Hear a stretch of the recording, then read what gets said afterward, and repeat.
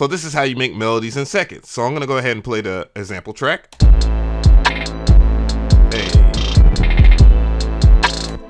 And that track is in a minor. And what I'm gonna do here is go to this tab and I'm gonna select a scale. So I'm gonna select a minor scale and I'm gonna select A. Now all I have to do is roll the dice and I have a melody.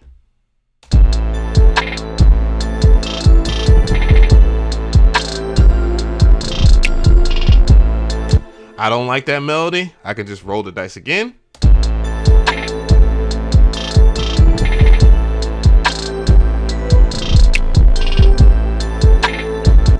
And it's as simple as that. Crazy, right?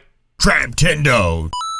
In today's video, we're checking out Riffer version 2 by Audiomodern, which is a music generator that allows you to use a fixed scale and press a randomize button and generate a riff or a melody.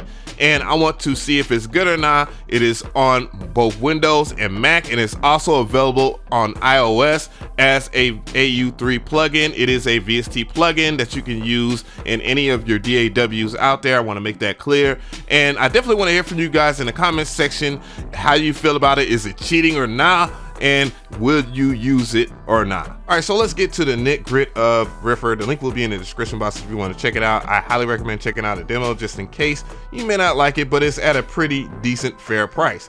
So one thing I want to do is I'm going to go ahead and clear this out by hitting this eraser button. And now I don't have anything on here. And if you didn't want to erase it, you have an undo button right here. So now that you see that, also there is a way to make this smaller if you have like a smaller resolution screen or a smaller resolution settings. I have a 1080p screen, so I'm gonna go ahead and keep it big, and I'm gonna go ahead and erase that melody. The next thing I want to show you guys is this, and I'm gonna keep it from proper context here because it does not make sound. Riffer does not make sound.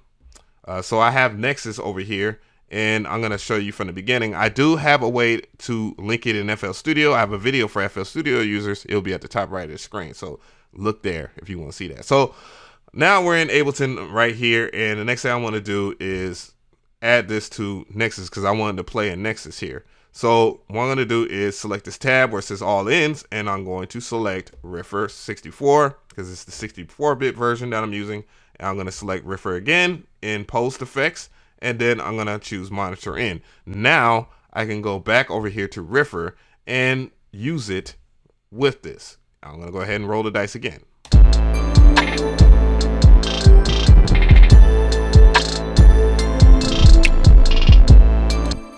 So Riffer again is a melody generator, a music generator, and it can do stuff in either in real time or passively. So right now you're seeing the passive features of it. Now, if I want to use the real-time features and have it generate melodies every time that sound different, I will go to this infinite button right here and I will turn it on. And this is what it will do. So I'm gonna go ahead and play it.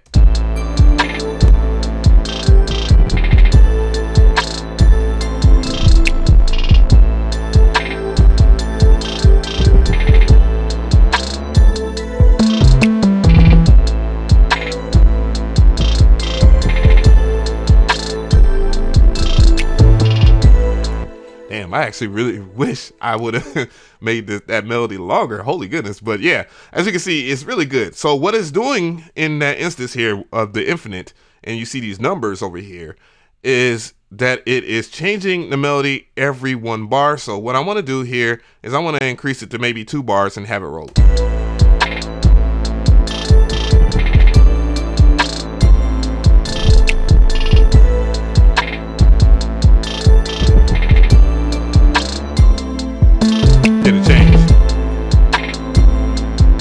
As you can see, it changed up after 2 bars of play. So that's a really nifty feature that they have in Riffer, and that is one of the things that I really like about it. Also, as you can see, it is dictating, it's only playing like 8 notes every time it changes. So you can actually change this to up to 16 notes, and this is what you'll get.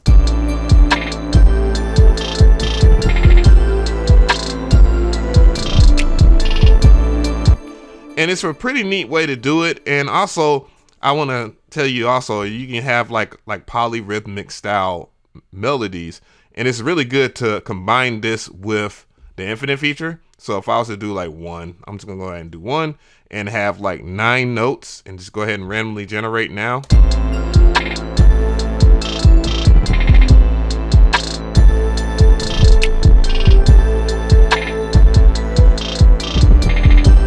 It starts to sound more naturally played in terms of melody. So that is just like a tip I just want to show off here.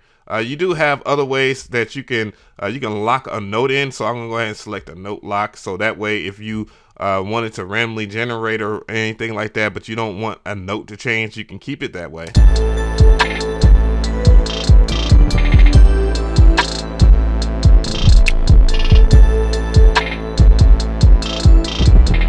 And it will keep that beginning part. Also, you can draw in the notes and whatnot. And if you don't know what you're doing here, you can undo that too as well. Like if you don't want the notes to stay the same, that particular note that you select, or the step to stay the same, by the way.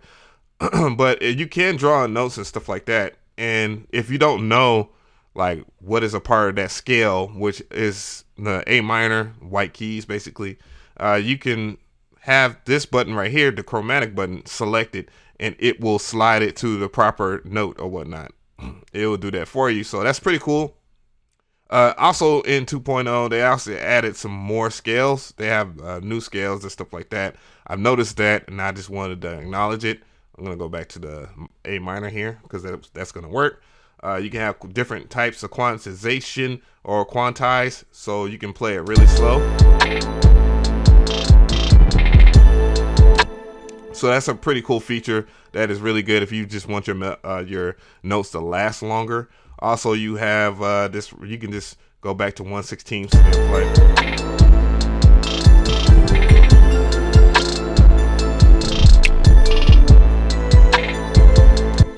And then you have even more stuff that you can work with. Also, you can change the velocity. You go into the velocity window here and you can change them up so it doesn't sound so stale or whatnot.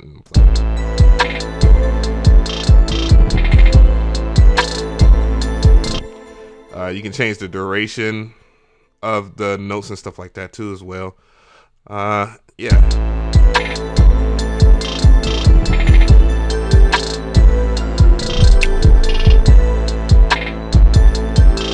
And of course, you can mess with pitch. You can dictate, which part of the pitch you want as well.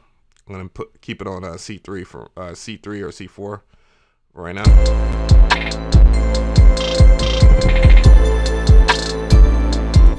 You also can drop the melody down. You can drop the root note down just in case if it's playing too high in an octave that you don't want. You have up to 24, down to -24 cents, all the way up to plus 24 cents here. So that's just makes common sense. I don't know why I said that, but and you also could do shuffle.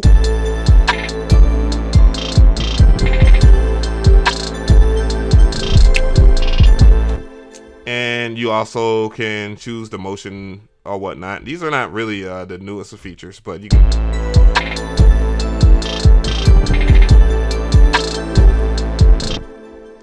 You can change the range of the pitch, of course. Well, you can change the range of the pitch, but that's not how you do it. That's actually how you shrink down the grid. Thank you for subbing. But other than that, though, you can change the range and you make it higher. As you can see, it starts laying out more stuff randomly in higher octaves, depending on what you want to do here. You could adjust it to wherever you want. So, also you can adjust the steps. As you can see, the steps are much smaller now. You can change the loop length and whatnot, and you can have something really goofy if you ever so desire to do such.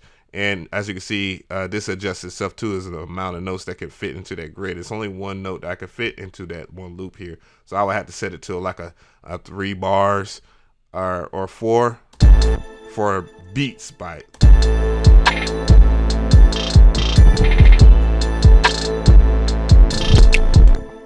So as you can see, in terms of its functionality, you can do a lot with this and create some pretty interesting melodies just off top. You can do polyphonic, all kinds of stuff. So I'm just gonna go ahead and access my grid here. I want to make it as long as possible, so I have enough loops to work with. There's another feature. So if you like what you heard and you want to just generate,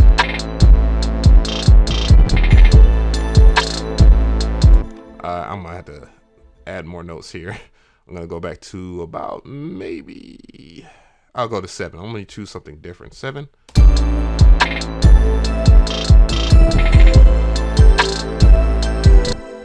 So you can have some stuff that you can save, and then you can go to another track here, randomly generate, and then if you don't like what you have in that particular preset,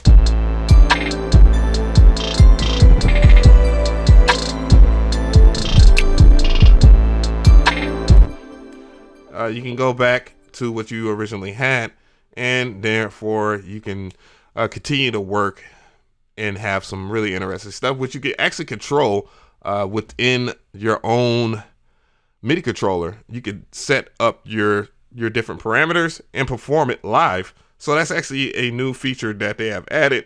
If you like that, you can drag it into another tab. You can do that in any DAW, by the way. You can drag it into a clip. It just shines in Ableton a lot. So, and I have a melody, a sound picked out, and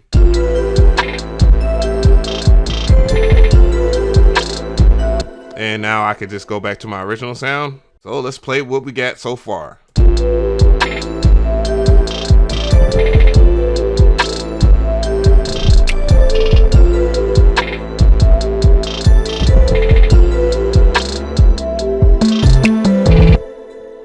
There you have it. You also can sustain notes and stuff like that too. So I'm gonna go ahead and roll the dice, and I'm going to set sustain notes on, and now you have something different that you can play with too as well. And also you can tie notes too.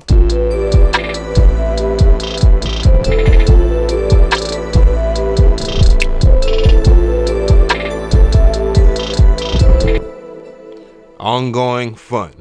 So tell me how you feel about this, guys. Is it cheating or not? I definitely want to know in the comment section of how you feel about this. The pros of this is that they did a lot of improvements. I like all the new options that they have added to it, and it makes it a stronger tool, because some of the things that I had issues with was the fact that some of the melodies could sound stiff, and that's something that I still have a wee bit of an issue with. But at the same time, you have the infinite feature that allows for more flexibility, and you can choose the probabilities either in 1 bar, 2 bar, or etc. And those are things that were needed for this to work very well, especially in FL Studio. I found it to be quite a roadblock, but then FL has updated to 20.6. Do I give this the stamp of approval? Audiomodern, y'all have definitely done your thing with a lot of the stuff that y'all have created, and I want you guys to make sure that you check out Audiomodern, because they are on the rise with a lot of their random generators.